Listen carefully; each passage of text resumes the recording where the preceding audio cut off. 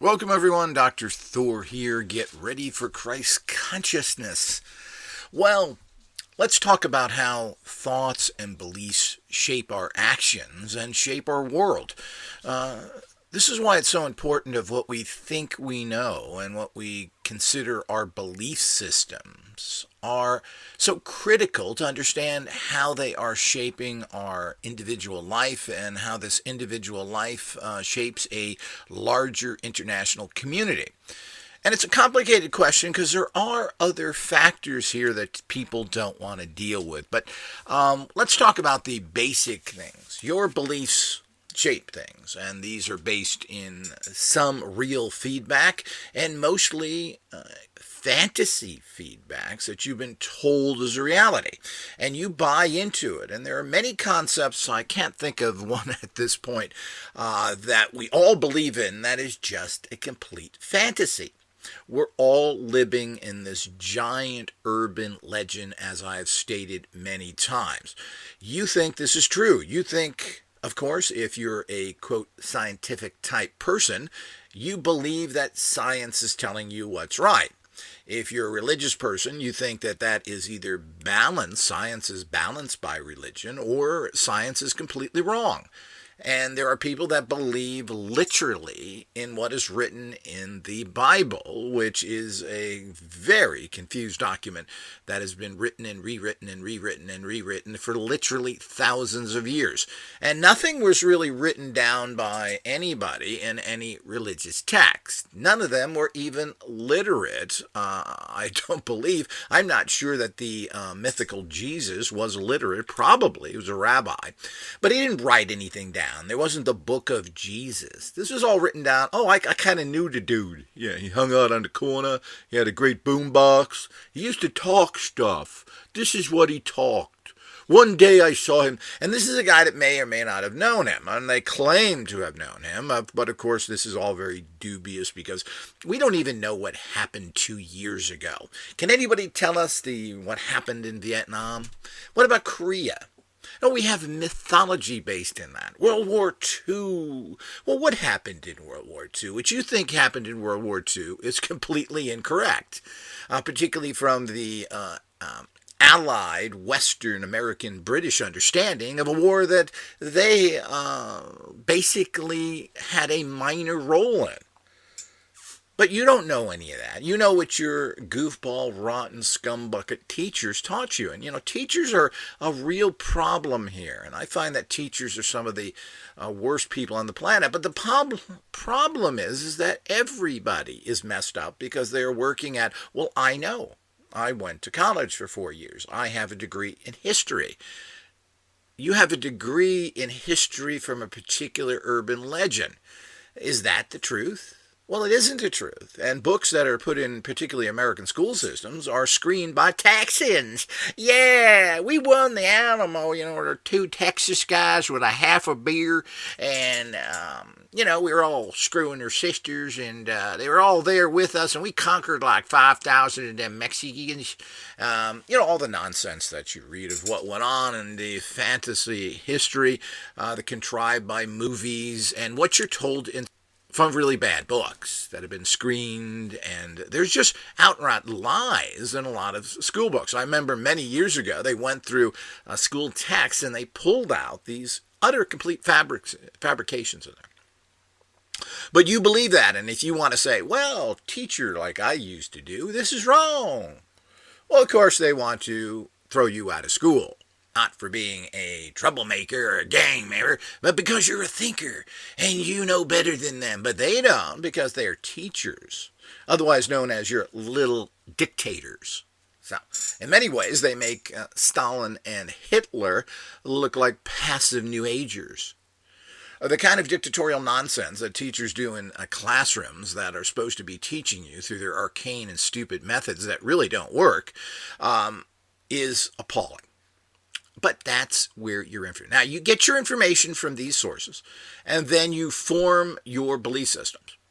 And let's not jump over The alternative dude, I know, man, it's a conspiracy. It's this guy here and that guy there. And it's the Masons. They run the world. It's the Jews. It's the space aliens. It's the reptilians. Oh, yeah, yeah.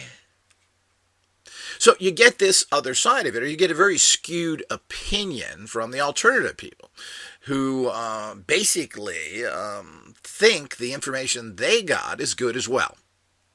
Now, this is the problem with reaching the state of gnosis, and the reason why very few people really reach it. Reach the state of what's considered Christ consciousness, which has nothing to do with the mythical Christ or Jesus, because his name wasn't Jesus Christ. Christ is a state of gnosis, meaning you've reached a high level. By the way, Jesus in the myth is taught by John the Baptist and others. He didn't know nothing, people. He needed a teacher. Oh, that goes back to the teacher bit again. Oh, yeah, we know. So the whole idea is that, which is quite interesting. So, if you want to believe that mythology, it's very interesting, is that basically you just got a guy who went to metaphysical school and maybe had some psychic powers to heal. A lot of people heal. There's nothing overly great about miraculous healings. It happens every day. So it's really not stunning that any of that was done. And there's so many other, quote, extreme ability realities out there every day. So there's really nothing very interesting about that except for the tried and true ancient reality that can't really be copied, and that's raising from the dead, which has never happened. So the whole idea is that we need to understand that. But without getting into that, which of course bumps against a lot of people's reality box and kind of gets them screwy and, you're getting all upset, aren't you? So the whole idea is that this is it. So you go through there and you buy into the system. Let's get all the weird, I shouldn't say strange, unusual, maybe profound and even correct understanding. Let's throw those away and keep to the basic belief systems. And that you get. And you think this is formulated in some sort of, quote, science. It's proven. We know it. And what does that mean? Well, then from there, you go from your proven, what you think is proven information, you form all your policies, your belief systems in life about it. And many of these things are just 100% wrong. They're just not the reality of it. This is an urban myth. And it just goes on and on and on as we get more and more information that comes out stating the kind of filthy corruptness that everything is based in, from the mythology we've been taught about leaders and what they're doing, to things like the bombing of Pearl Harbor, which almost every general said was going to happen. I mean, that was the obvious target for the imperial Japanese, would strike out at America, at a place they could get to pretty easily by ship. And that time, that was the way you did things. And you could pretty much get away with things because you couldn't be tracked as much in the oceans and so forth. But the bottom line is that everybody knew that. Everybody acts like, everybody was caught by surprise. And of course, this is just nonsense. So most likely they knew they were coming for one reason or another. It gets into all these dark, deep areas of truth. Well, we just don't know again. People love to come out and think that they know something different or better, and they like to spread that. And this tends to be a shred of truth, a little splinter of truth that is kind of built into an entire house. And that's what a lot of alternative people have. They have splinters that they then build into houses to confirm their belief systems. Is that truth? Well, no. And the bottom line is that the alternative people are just as bad as the regular people. And in some ways, they're even worse because they don't really keep any higher level of thinking or ethics in terms of, is this real or not? Now, in the scientific community, they try and base it with their research. They're working together. They're bringing in of experts. As much as that is skewed, made up, and corrupted, they still try and do that. Alternative people just form their own little splinters and make them into giant skyscrapers. And that skyscraper has one splinter of truth to it, and the rest of it is fabrication that they got from one person or another.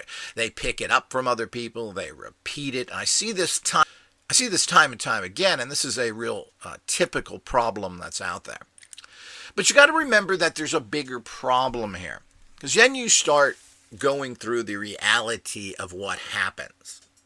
And this means that you start building your, what you consider logical, practical ways of doing things based on information you believe is real that is not. So this creates a giant house of cards. And one of the problems is that in this reality is that you really can't believe anybody. You have to find the truth for yourself. You have to go out and find it. Because the bottom line is, after 50 years of research, I have found very little from any particular one person of much value. People who claim miracles and miracles from whatever that may be, whether that may be some sort of new technology, some sort of new drug, all the things that come out is just bogus. There are things like the latest craze, which has been cinnamon, because everybody is pre-diabetic. So take cinnamon. Well, there was one study done on cinnamon that now everybody has repeated, and the facts of that study is the fact that people took it for many, many months and got very minor results. What's the truth of that? Well, we don't know. Does this point to anything of value? Or was the study done by the Cinnamon Board, and they funded the universities and kind of said, find something good about this, Charlie. We're paying you $10 million. You want to eat next week? You want that car? You want that little house you're living in? Well, you better find something good with that cinnamon.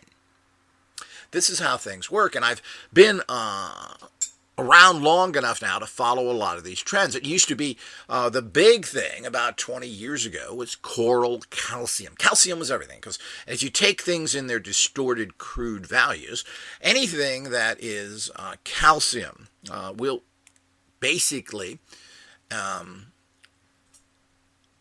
stop the growth of any kind of, I believe, viruses or so forth. So if your body is very calcium based, or you have a lot of calcium in your body, you then are able to fight diseases better. This is all part of being in a particular biological chemical state.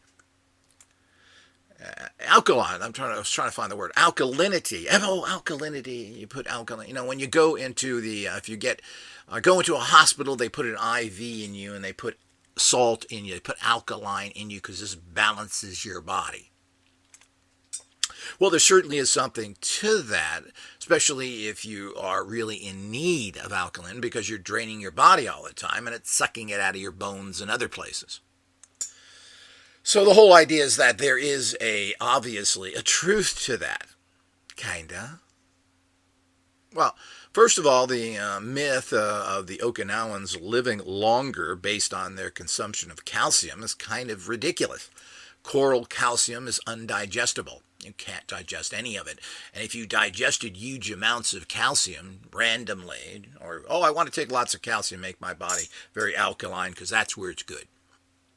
Well, that would kill you pretty much instantly. Your body would clog up, etc. Well, what are you talking about? You need that alkalinity. Well, your body is not a bozo. So the bottom line is that your body's not going to take in something deliberately and use it to obsess. That will kill you.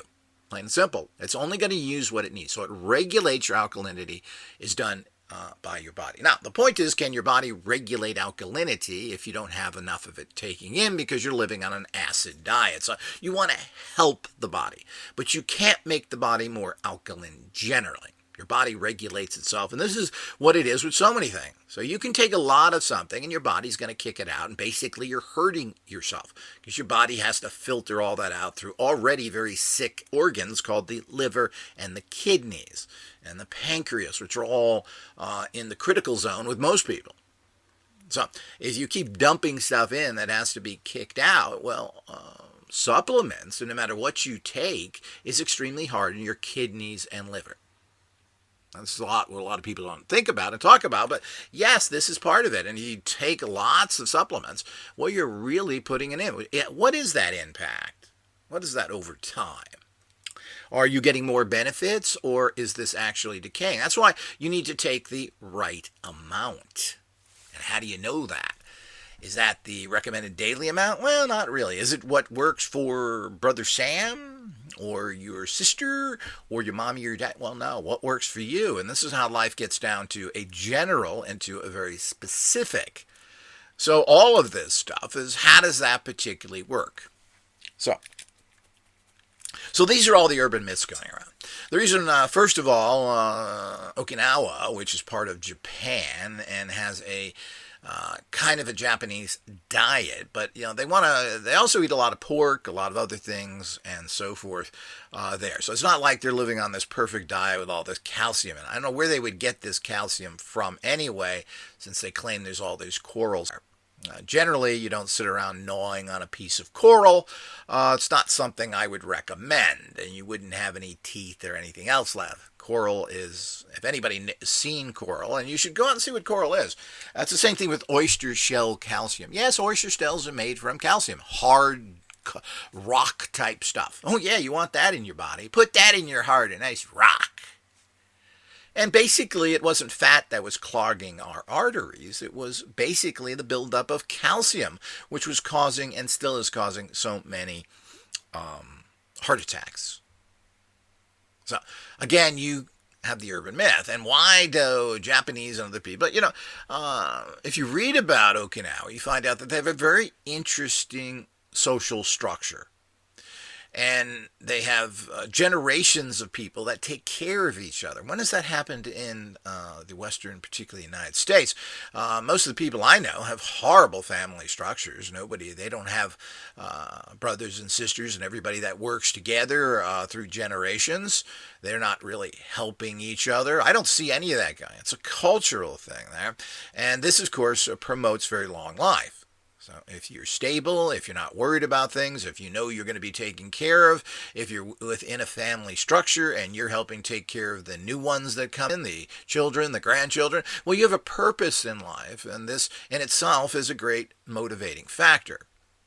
How much diet is involved in all this stuff, we don't know. But of course, the Asian diet has been something that generally, because of their lack of intake of from the past, by the way, of sugars and other things, they have lived longer, and there is a talk that, which really doesn't hold water, because fat is not something that's a problem in your life. It's only when it's mixed with sugars and a bunch of other things. But they have some interesting diets, and it tends to be, I'm not sure, this is all going to change radically in the next 50 years. Living off of the sea is a death sentence, particularly from all the toxins China is pouring in the oceans right across from Japan. So all of their fish are toxic. They're living off of toxic fish. They have huge amounts of carbohydrates in their diets. They eat lots of snacks and candies and other things. So this is all part of it, and they're eating more and more fried foods.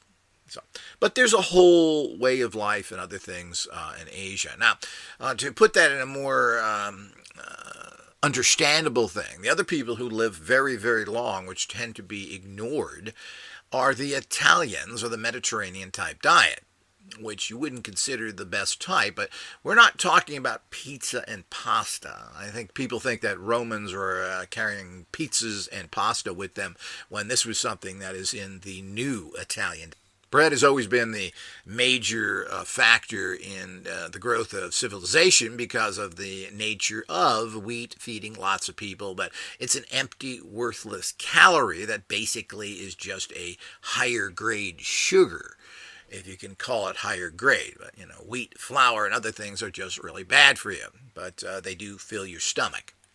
And I guess if you're not eating much, you can handle those carbs a little better. And of course, you're not mixing that with a bunch of sugars and other things, which modern society does. So if you eat bread thousands or even hundreds of years ago, and you're not having your Coke, your Pepsi, your candy bars, and everything else with that, and all the other carbs you're eating, the snacks and so forth, it's not a bad food. But that's not the society we live in. I mean, in Japan, they have restaurants, or I guess you could call them restaurants, right? They go in there and they give you little bags of snacks, potato chips, pretzels, these kind of things that you get in these little bags, and they will give you endless amounts of these. All you have to do is buy some drinks. It's a whole restaurant. People go in there and eat meals like that. Isn't that interesting? So, with all of that, we have to keep in mind that all of the things that you know are not full pictures. Yeah, the Okinawans live long, and because I have figured out that I can get calcium really cheap and maybe have found some. I don't know if they were actually grinding up coral. Would be a horrible thing to do because of the coral reefs are so important. But I can get that really cheap because you can't use it for anything. So you smash it all up, you put it in a tablet, you take it, and of course you poo it out. You're not absorbing probably any of it. It's indigestible, as is oyster calcium. You're getting so little that it is laughable. So this is the kind of thing. But science tells you that. But you're not getting the full picture. So you're getting a marketeer's picture of it. And they made a fortune selling these books, writing whole books on it. I bought the books. These were info commercials on TV. And these guys are good at it. They're compelling. They're stating stuff that is quasi-true based by quasi-understanding of science.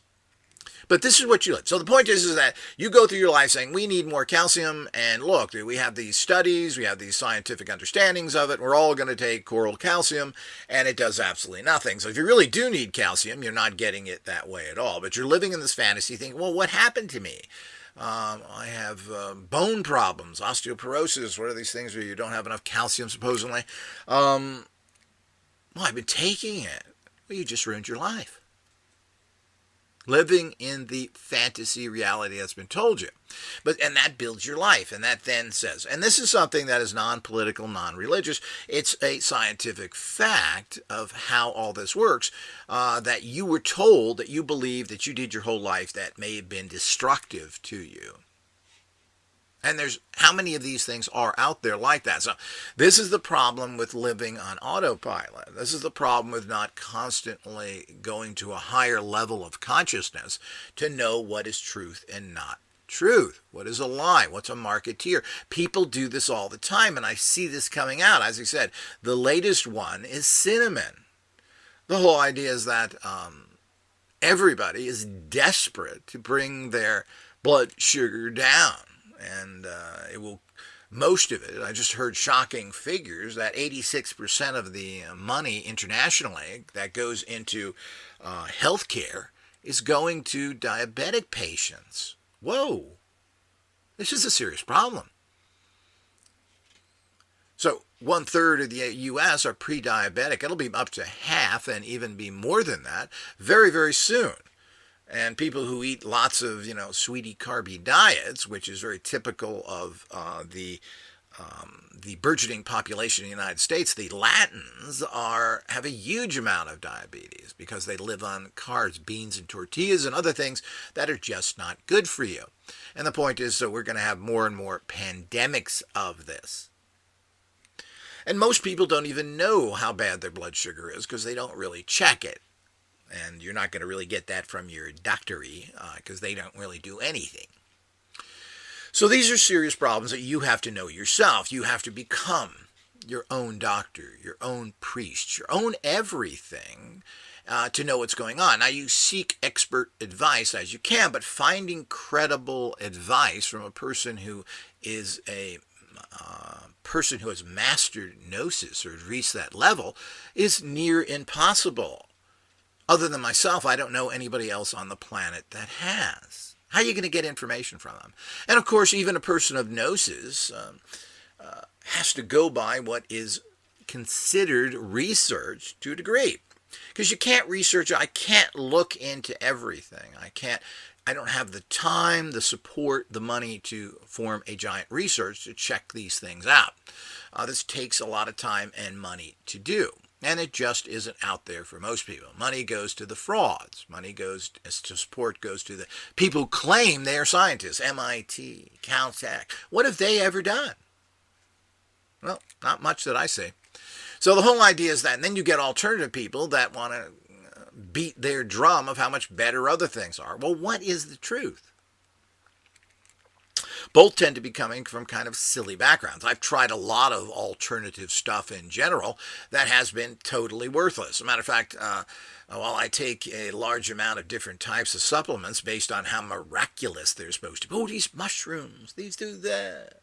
They're wonderful. And of course, everything now brings your sugar down. So no matter what it is, sugar brings your sugar down. Read that on a thing. So, or you buy a sugar substitute, stevia. And what's interesting is that it's mixed with regular sugar. What? Now, how's that? Because you read the bottles carefully, it'll say 5% stevia, the rest of it is sugar.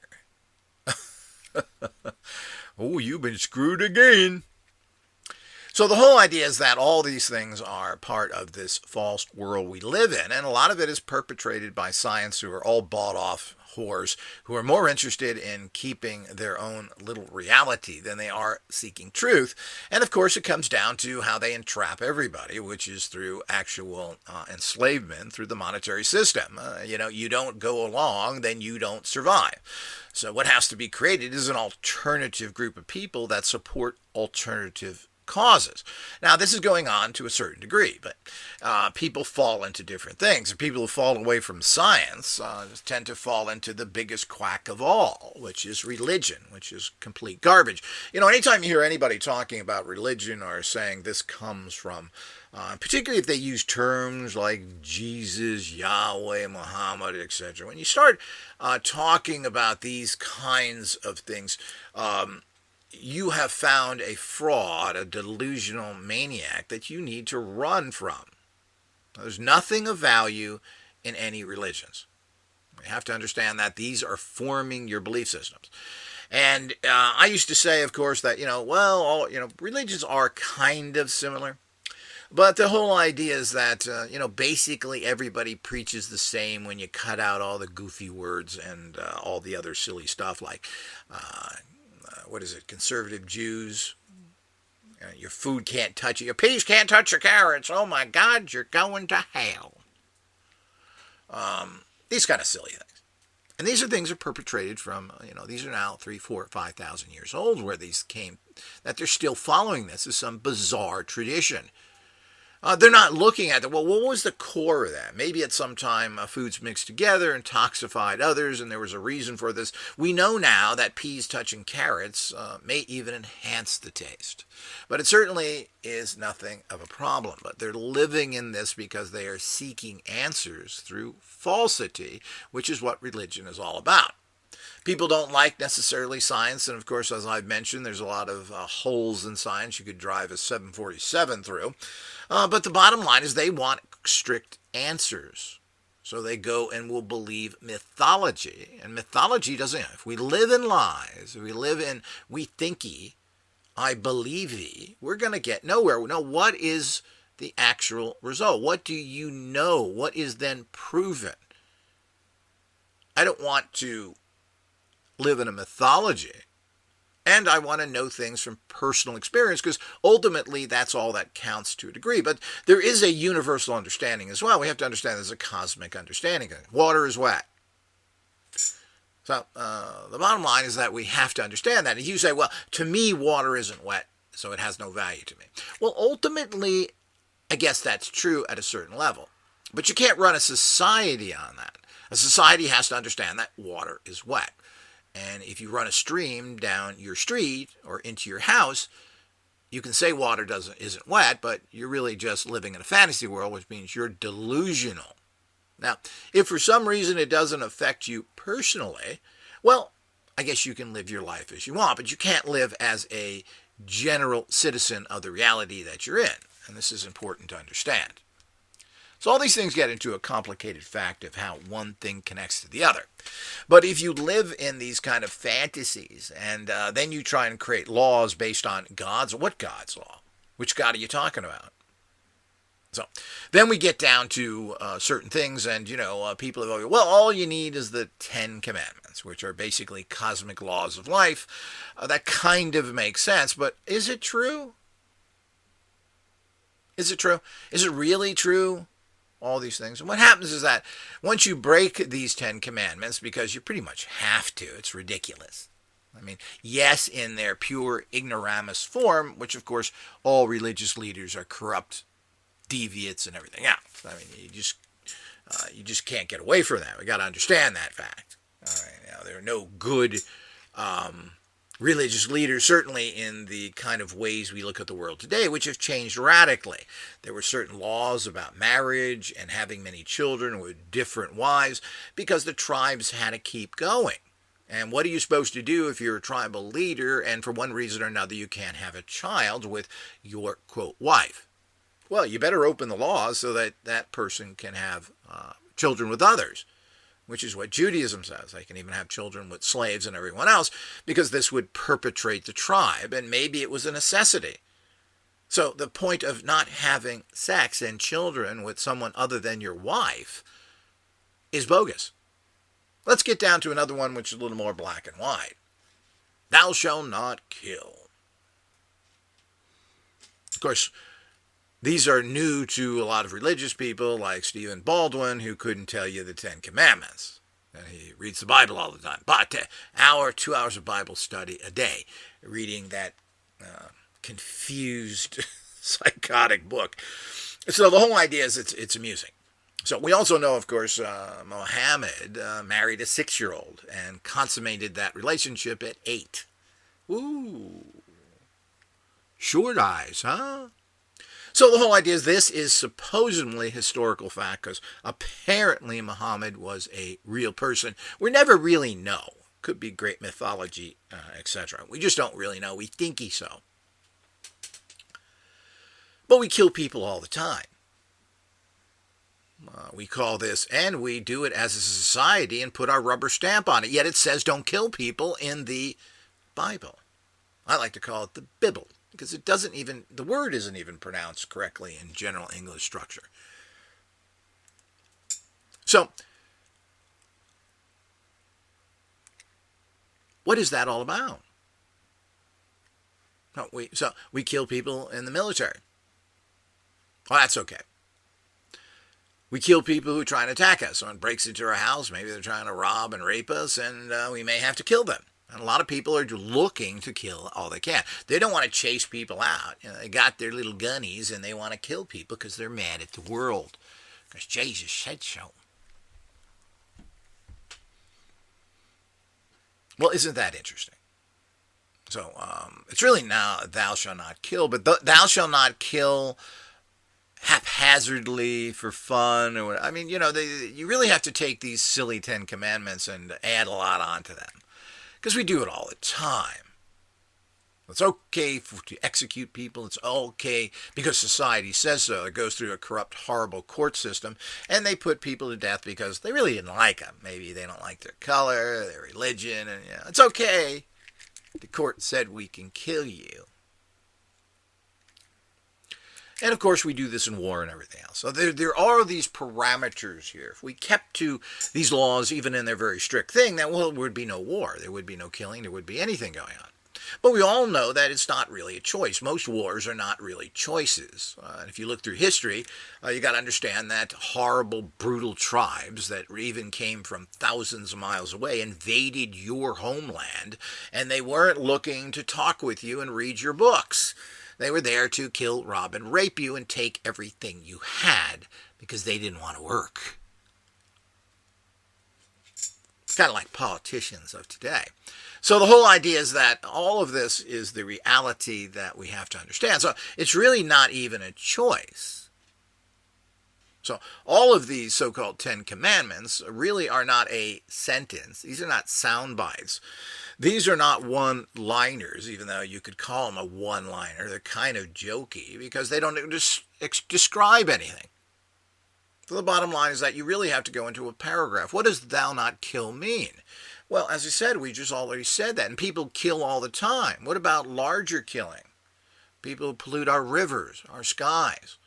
People who kill you with stress, who work you too hard and don't help you, don't pay you a proper wage, make you live in the slums. Isn't that murder?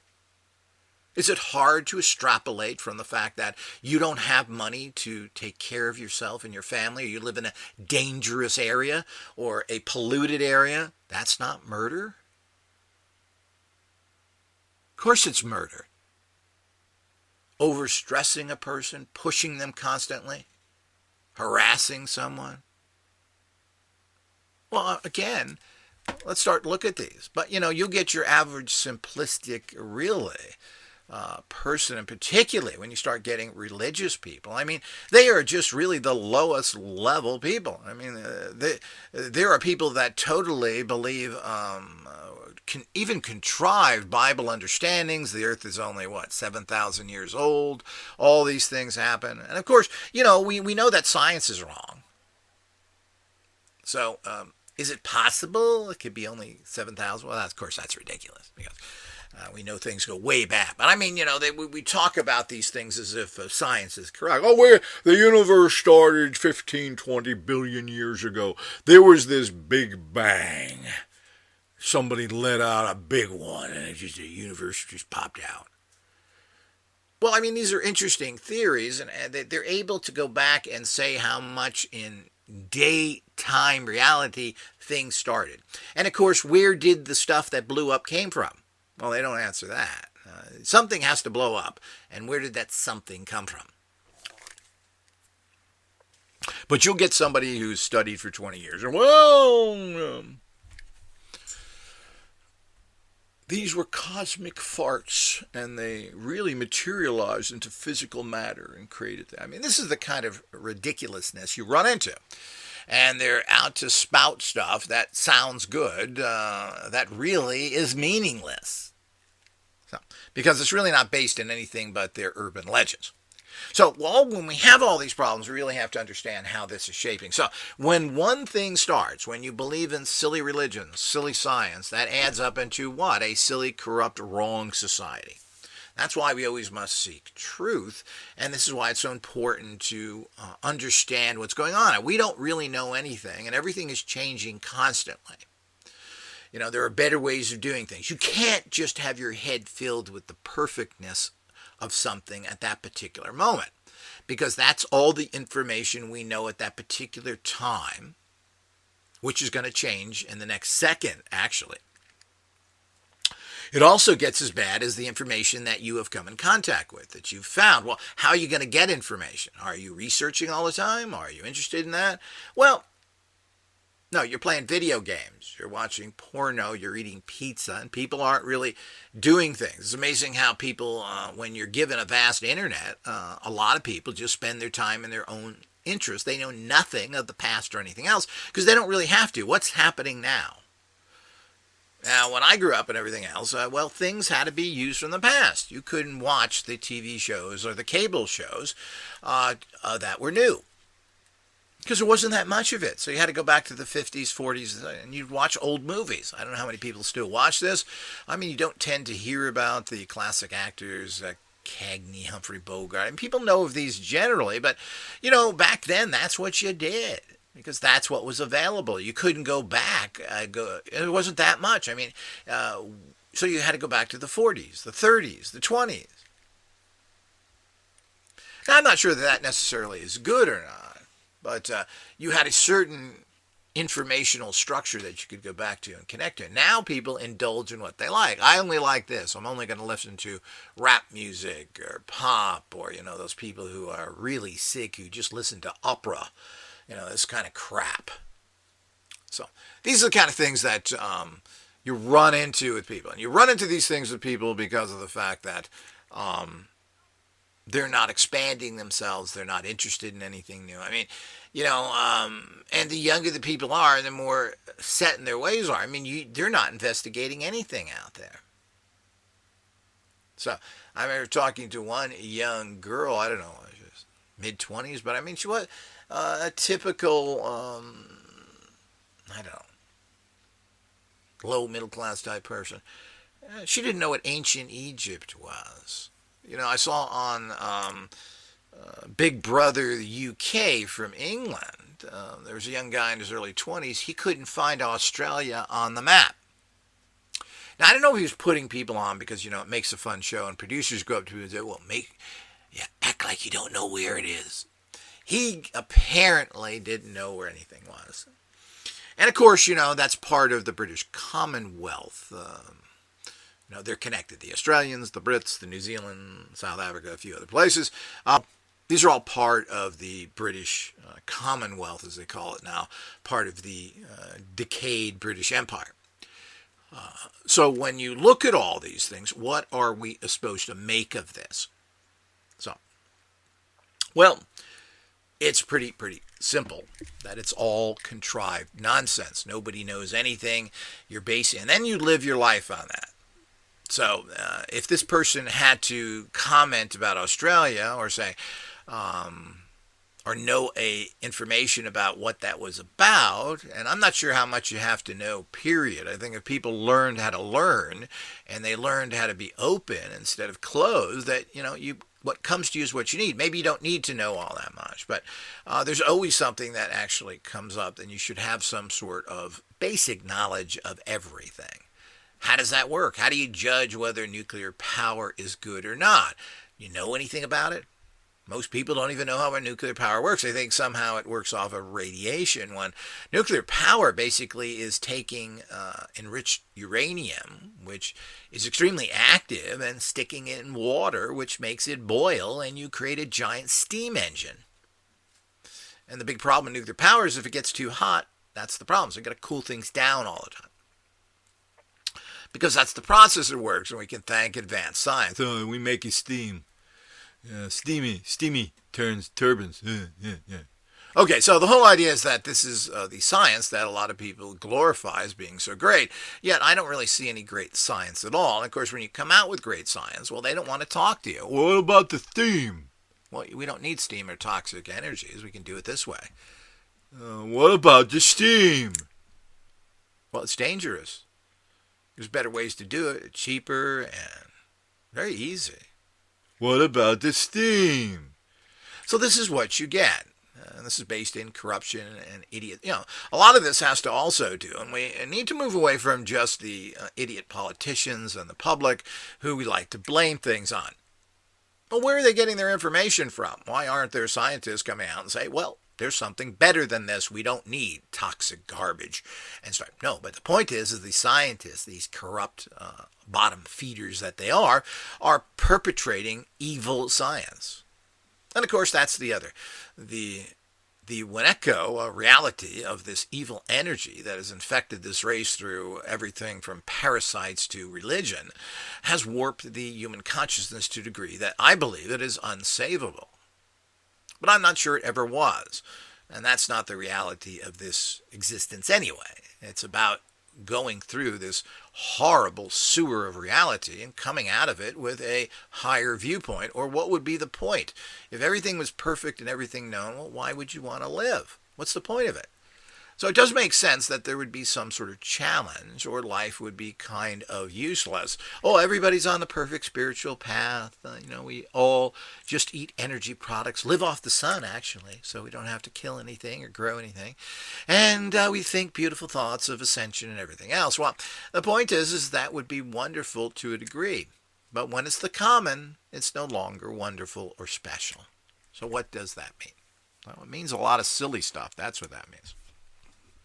So all of this is difficult to comprehend. So what do you do in this when you get it? So one of the biggest problems is when you break the mold and you jump into somebody else's reality with some sort of alternative belief system, whether it's a technology, a tool, alternative nutrition, alternative medicine. You're going into a realm that is very difficult to figure out. Now, you get blank answers, very straightforward answers, black and white, I should say, answers from regular science.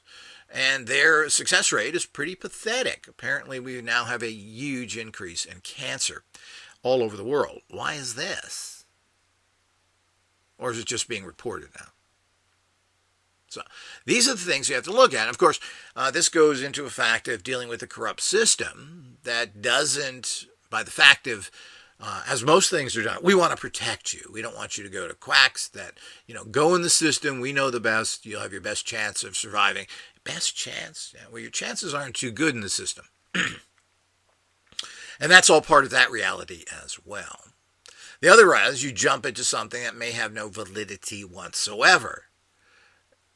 Or at least it hasn't been researched enough. There was Hulda Clark, who wrote 2 books, The Cure for All Cancer, and died of cancer at 73. Does that invalidate her cancer research? Well, no. On the other hand, it does show there's some major error there. I'm assuming she used her own technology to try and save herself, even though a lot of alternative people, when it comes down to it, don't use their own technology, which is kind of bizarre. So what can we make of all this kind of stuff? So we run out of one minefield, the minefield of the common, and we run into the minefield of the thinky, maybe good alternative, with people standing up there saying that, well, I've got the answer. And they may have the answer for a select group of people. So who is valid and who's not? Well, finding a person who is doing something that they honestly know works and not doing it because they're trapped in it. I mean, prime example is that Einstein knew his theories and what he wrote about were all wrong. That was his life, though. So to his ending days, he fought against anybody else that had different opinions. And it's quite interesting because Einstein wrote how black holes were just a joke and a nonsense and how could never possibly exist, and wrote entire papers on this. Yet we consider now that we have even filmed black holes, and it is confirmed as a scientific fact. So if you go by that, Einstein was 100% wrong. Only with black holes? Or was he 100% wrong with everything else? Can you be right in one area and wrong in another? I have a problem with that. When it's based in scientific iffy antes and buddies, which is theoretical, which means unproven, thinky stuff. I thinky it's this. Me thinky better than you because me thinky from school. So the whole idea that comes with this is this problem of how society is really based on this kind of forming of information from all these distorted areas. And as I said, there is ultimately one truth at that particular period of time that you are able to access, know, etc. And what is it based in? Well, ultimately things have to be based in whether it works for you. But again, that's kind of an illusion. What works for you may not work for everybody else. Well, I tried it and it worked for me. I hear this all the time with people that claim they get results from different alternative products and everything. Well, it worked for me. Well, I don't know if it worked for you or not. Are you delusional? Are you working on the placebo effect? You got this and say, gee, this is a great tool. So I like it. And the bottom line is that means absolutely nothing. I'm glad you found something that worked for you. But they were told it would work for them by somebody else. They bought into it literally. And of course, when you spend your money, you've made a fairly deep commitment towards something. So you want it to work, and rightfully so. And you will warp your belief system to fit that. It takes a very high conscious person to say, well, yeah, I go into this positively, and I kind of believe you, but it has to work for me. I can't say this works just because you say it works. I made it, I tested it, I'm selling it, I say it's great. This is where all products come from. And of course there is a reality of that, but does it work for you? And ultimately that's the ultimate test. But so many things are saying doing this and doing that, and I don't get any results. And anyway, I found several different machines that I have tested over the years, and can things like the Biotron that actually, when you hold a pendulum over it, spins counterclockwise when it's off. When it's on, it spins counterclockwise like a helicopter. It's putting out reverse energy. That goes against all known alternative science understandings. So what is going on with that? And this is something that's been sold for many years, but as far as I'm concerned, is complete bogus technology. Now, what works and what doesn't work? Now, this is a problem. And of course, there are going to be certain things that work for you that don't work for others. I mean, this is highly illustrated with regular pharmaceutical drugs, which a certain percentage of people, and if you read the little inserts, every medication somebody has died on just about. So one of the side effects of taking blood pressure pills to get your blood pressure down so you don't die is death. So, so all of this stuff is the kind of thing. So what does it work? Well, it works for most of the people. If you're not most of them, it's like everything in life. If it happens to you and you're killed, disabled, or whatever from it, it's horrible. But the population doesn't care. Some things happen to some people, and it's kind of inexplainable. Why did it only happen to you while other people by the thousands took it and got different results? So we are this bioenergetic package. We need to understand that. So everything works a little different with everybody. But, there's an awful lot of claims, and I've never seen these things worked in. And the fact of looking for miraculous results from things is kind of an illusion. That's what this reality is not about. Miraculous results. It's about working towards the end result, which is generally a synergistic outcome of something good for you. But to think one tool is going to do something to save everybody is a little naive, even though there are certain things that have done this. Penicillin has saved billions of lives. So has antibiotics, which now people want to criticize and which are not being further researched by the pharmaceutical companies to make better that we know works. Well, you don't make money by making the same product better. You make money by coming up with new products. So here we get into a problem again. But they are science. They're the scientific industry. Well, they're filled with scientists. These are people that are highly degreed, that went through many years of college, that then are basically working for very corrupt people for the paycheck, even if it kills people. The bottom line is that they found out that antidepressants were virtually useless, and all the studies done by the drug companies showed that antidepressants were worthless. And they were fined $6 billion. They made $12 billion. So you give half your profits away, and it's still $6 billion.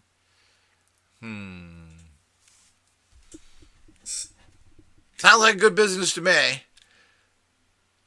That's how life works. But who are these people?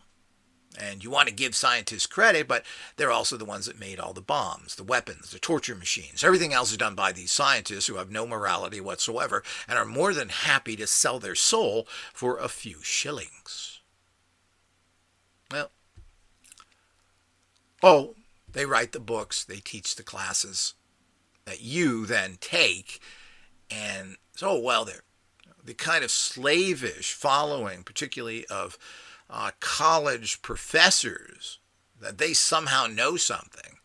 It's always been amazing to me. I'll never forget when I was in Santa Barbara and putting together basically a magical group there, that one of them said, well, because of course they never have any money and they don't want to contribute anything. Your typical college student. The same guy will go and sell a soul for a nickel. That he's more than happy to give the notes from what his class was there in UCSB on some sort of paganism or whatever. And I said, why do you think that your college professor knows anything? Because he's read a few books? He put together a little course? What does that have to do? He's not a practitioner. He's just looking at something from a researcher's point of view, has no personal experience with it. What is all this nonsense about? And why would that be any credible source whatsoever? Oh, he's a teacher. And, all these hippy-dippy types that go into these classrooms and fall at the feet of their instructors, like imbecilic 3-year-olds looking at a god, are the problems with things. Who are these people? They're nobodies. Their information is completely and totally skewed, and most likely they are enjoying having that bad information. Well, what does that all mean? Well, that's a good question. What does all that mean? So, it gets back to this whole idea. These are the people that are shaping your life. You're giving them credit, and you have to. You have to pass tests, and that means you have to say, well, I guess he's saying the truth. Well, you don't look at it that way. You say, look, you're passing a test. This is what you've been told is the answer to this question. That's how to do. Is it valid? Well, most likely it's not. It's the game of that. So, you don't go to a baseball game and because it makes sense to run the bases from the left, go left technically to right like we do everything else. But baseball is set up right to left. But if you run to third base instead of first base, well, you're out. You can't play the game that way.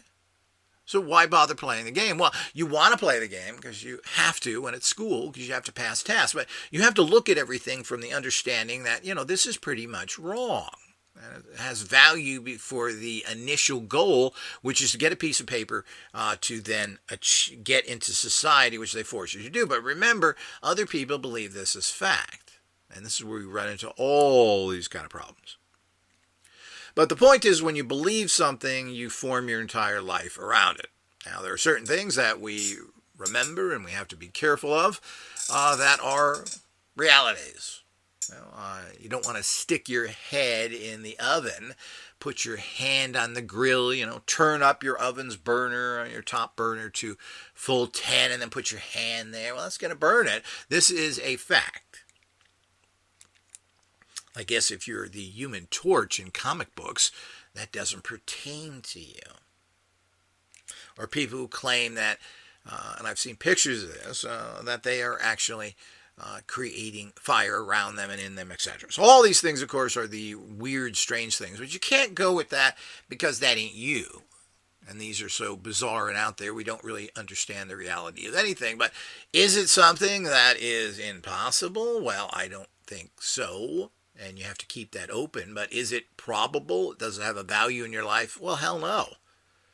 So the idea is you got to understand that. Understand that you can drown. You're an air-breathing species. So to think that you're going to just swim in the ocean endlessly, and when you get tired, you're just going to pop out. Well, no, you're going to be in water. You're going to be fatigued, and you're going to die because you can't get oxygen from water as a Homo sapien.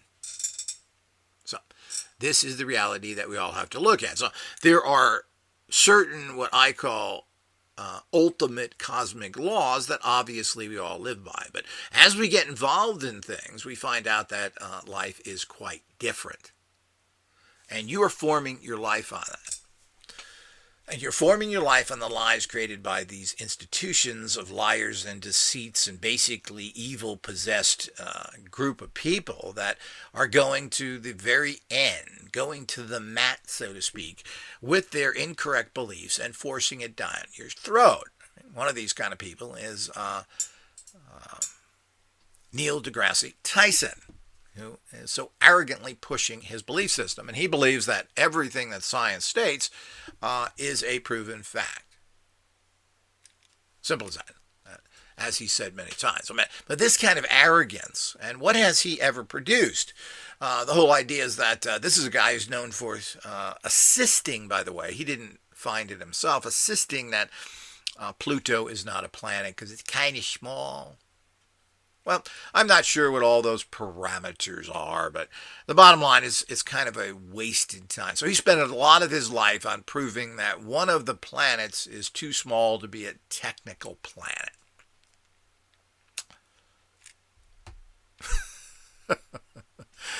Thank you, Neil, Mr. Tyson. Thank you. I was up all night with that. It was affecting my life. I couldn't eat. I couldn't sleep because I was sure that it was not a planet. Thank you. And I want to thank you for spending many billions of dollars of taxpayers' money finding that out. I mean, this is just, it's nonsensical. But you think it's sensible, and people have stated how they think he's one of the smartest people in the world. Joe Rogan, he's the smartest guy I've ever met. Well, how can you judge a smart person when you aren't smart? Again, how do you put that out there when you know nothing? I beat things with my hands. I is a comic from Jersey. I mean, really? Is that a guy you can judge anything from? So the whole idea is that this is a nonsensical reality that we live in, but you're going to form opinions based on all that. This is going to affect your life, and as such, you're going to have all sorts of problems as the world is then shaped by that, because you're taking bad information, making it part of your reality, and it begins. Now, I can't think of anything at this particular moment, but there are things that I would have bet my life on, which are completely and totally wrong. And again, most of this information is able to be found out there if you do enough research. There are people who have stated the facts out there. But you got to remember that the people who report this stuff, write magazine articles, they aren't anybody. The people in journalism and in the media tend to be some of the worst people on the planet. If there is such a thing. They're all bad. They're not. And how are they to judge anything? You get these people out there that have been, even by not self-appointed, but even the public has appointed them by following them as being followed experts that seem to know something. Well, the average public can pick somebody who knows what they're talking about and makes them a person of trustworthy, makes them an expert. Well, I believe this guy. Now, who are you to believe anybody? Because you don't know the truth to begin with. So this is how this spiral happens, which is unchanging and never will. And you have to understand, as I've said many times to people, this isn't about a place that you're going to change. This is a place where you do things to evolve yourself to a higher level. And if you can take some people with you, if you can help out society in the bigger picture, well, this is all part of the game you're in, but it's a personal game of getting to higher levels of existence. And you're not going to get any kind of support from anybody generally unless you follow in with the lockstep of the corrupt, rotten society. And then, you follow their rules, pass their tests, you get their little professorships and everything that goes with it. This is how these things work. So that's the game. And it's never going to change, and you have to find your own way, and you have to find out ultimately what works with you, hopefully in a bigger parameter. As I said, there are certain universal laws. Fire is hot. It ain't good for you to put your skin on it. Good for you to cook some meat on it. Good for you to put a marshmallow in fire. But it ain't good to put your hand there. These are universal laws that we can all agree on. Water is wet. Sand is dry. These are the kind of things that we can all agree upon. But when it gets past these kind of very gross, obvious realities, things start to change. As I've mentioned, what is killing? Thou shalt not kill. Well, what does that mean? That's a particular word as well. What does kill mean? Yet we do it all the time in society. We kill everybody, everywhere, and justify it. And religions do this constantly. Are you not going to protect yourself? Well, some people, I guess, don't do that. I don't know what the Amish do. If they are beaten with somebody comes in their house with a baseball bat, do they stand there and allow themselves to be murdered? Well, these are all the things that are there. But the point is that society as a group and is constantly killing all the time, as I've mentioned, in what's more insidious is the indirect ways that people are murdered every day, as I brought up, between stress, being exposed to toxins, not giving people a chance, etc. All of this is that. And what do these people, of course, that don't think too well do is they grab onto what's around them, which is religion. And this, again, screws them up with their ridiculous. And, of course, religions believe everything. I mean, there are religions, as I've mentioned, that believe in multi-marriages. The most recent, of course, were the Mormons. And this was another practical thing to do. And a way to grow your religion, which has worked. And to this day, they have 6, 7, 8 children. It's not unusual to grow the religion, because you grow the religion from inside out first. So all of this is part of the reality that is out there, that we have to look at the bigger picture. So don't believe your programming. Don't believe what other people tell you. Seek what is gnosis, what is Christ consciousness, the actual reality of what's out there. You have to understand what the truth of the matter is. But the problem is your truth. Can you find truth when you don't know truth? Now, that's the big problem. How can you seek truth when you don't know what truth is? When you're not thinking that way and perceiving life from this very prejudiced viewpoint. That's why people say that, you really don't have any freedom of choice. That's an illusion. And to a large extent, that is true, unless you're a person who has reached the state of gnosis. And the point is that's right, because you're believing what you were told. You don't have a free choice. You're thinking what daddy told you, what mommy told you, what the priest told you, what the government told you. All these things is what? Is that freedom of choice? Well, it's not really, not unless you've analyzed that. And of course, that's why people fall away from certain governmental structures. That's why people leave religions and start other ones. It's because they find fallacies in those religions, and they start their own to correct that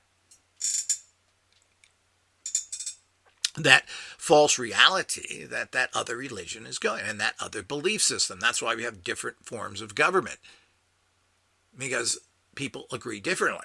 Or we can't even agree on that in life.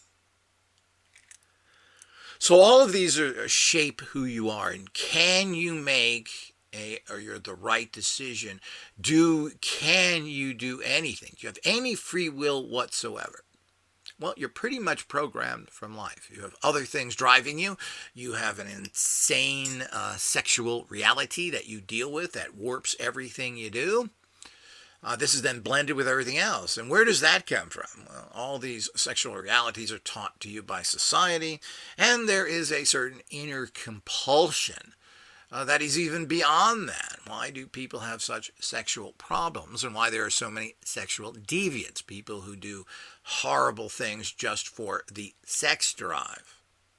Well, this is where everything happens. So free will, well, it doesn't really exist. It certainly doesn't exist for almost all of the population. I don't know if it can even be calculated how many people have free will or how many people have reached the state of gnosis. Well, it's really hard to tell. You certainly can't go to any religious leaders. Certainly the Pope and the Dalai Lama haven't reached anywhere. I don't know of any religious person who has. Do they really get it? And what are they coming from? So the bottom line is you look to the gurus and of India and etc., and most of these guys have all sorts of sexual problems. They haven't overcome their basic primitive needs, and they're constantly working with their root chakra, bringing energy up. This is a recipe for destruction. These are people that live in a completely warped reality. So do they have free choice? Well, they really don't. You have to go past all of this to a higher reality, and you're not going to get any pats in the back from it. You're not going to get any support from people. You're going to get the opposite. You're going to find major problems that are thrown in front of you because you think differently than the rest. You're not going to find any support. People are going to go with the crowd. That's the easiest.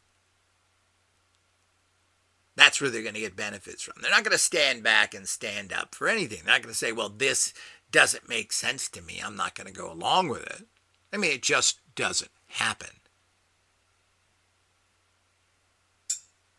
So these are all the things that you have to look at, and how your belief systems, why you have to be so careful of believing in anything, starts shaping your reality, and you start making judgments based on what you believe.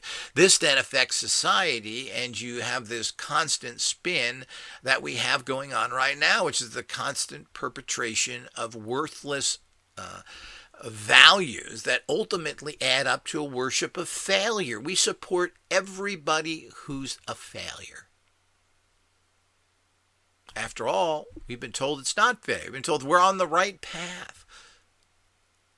This is all part of this horrific illusion that everybody is. So you have to be very careful of whom you support, what you believe in, and make sure that you find out the reality of it. You know, there is the reality of something in general, meaning there is the, quote, science to it, whether it's alternative or not. Does a person know the science? How does that work? Have they got an understanding of what it is? And then ultimately, is it working like that for you? And then again, is there a bigger picture? But you have to be careful, because the tribe, the mafia, the gang that's involved in whatever your product you're connected to is going to feed you the fact that this is the answer, because they are using it, have invested in it, and they're not going to admit that it's crap.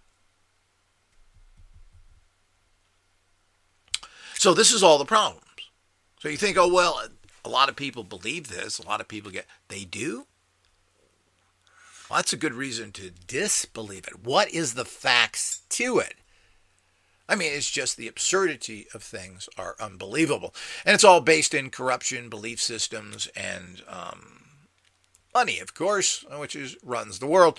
I remember one bogus, stupid woman saying that she got one of these crap radionic units built by a Satanist who said that her 4-year-old could work the machine. You made it so good and so easy, my 4-year-old can do it.